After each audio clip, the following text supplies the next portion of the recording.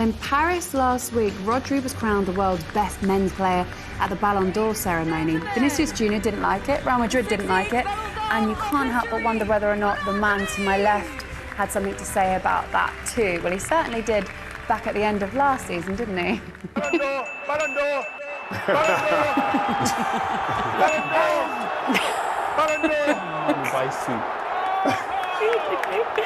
Ballon d'Or!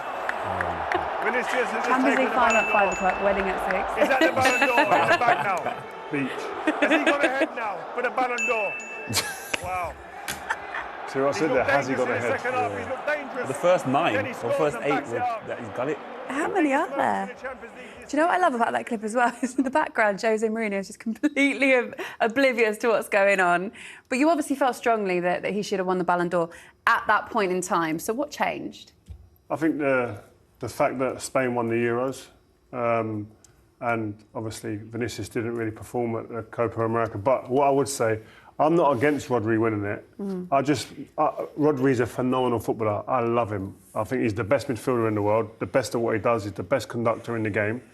And I'm not against him winning it at all.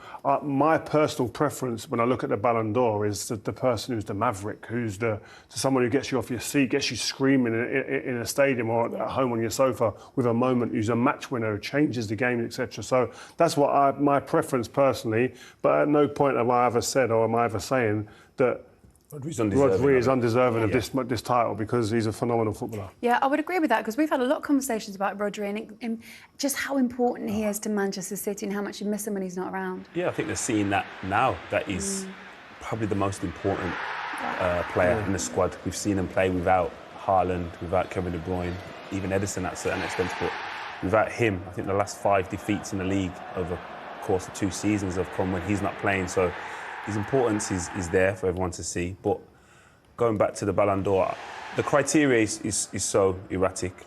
I feel he was the most consistent performer over the course of the year and played to his maximum more often than Vinicius Junior, whether it's Jude. I know even for Man City, Phil Foden won Player of the Year, but in terms of the consistencies and level set, I think there was no one. That is mad. We spoke about this in the green room. It's like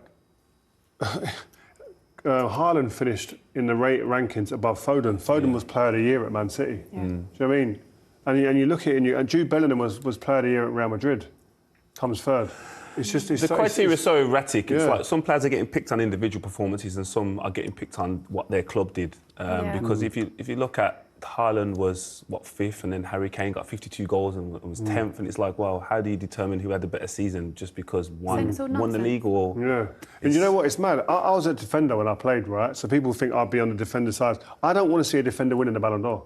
Why? Because the defenders, they don't. I know what their value is. What about Trent? Huge importance, but they don't excite me, man. I want the person who goes up there, who's taking on people, running past people, embarrassing defenders or midfielders. Ronaldinho's, R9, Cristiano, Messi. These are Ballon d'Or winners. I want it to continue like that, in that vein. But what if they just genuinely are the best player in the world and they happen to be in a boring position? Rodri deserved it.